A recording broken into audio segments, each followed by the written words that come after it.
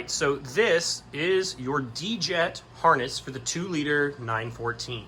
We're going to start up here at the box. I just call it the box. There is a connection that you can undo. I've never undone it. I just take the whole box out. It's actually pretty easy.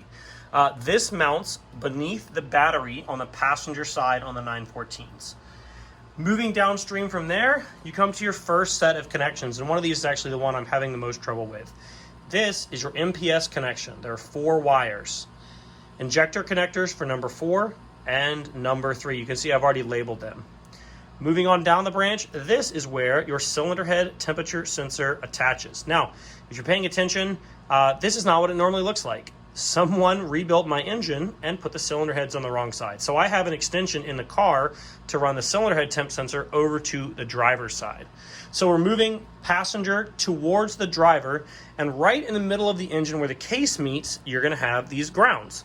These are the grounds for the injectors. I have already recrimped these. I may clean up that tape, but I know that these are solid and they are good to go. This is our first branch. When we leave this branch, there is a temperature sensor down underneath the plenum. And there is the connection, a 3-pin that goes to the distributor for the trigger points on the injection. Moving back to our main harness, we come along and we start to see it branch off a little bit more. Now we're gonna see a plug for our cold start injector. And we follow this second branch up.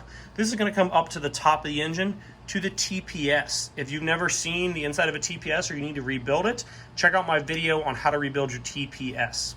There's also an air temperature sensor in the plenum right next to the TPS. Coming back to the main branch, we come across, now we're on the driver's side of the car, and there's injector connections for 1 and 2. The only thing left is to follow up to this 4-pin connection that goes on to your relay board.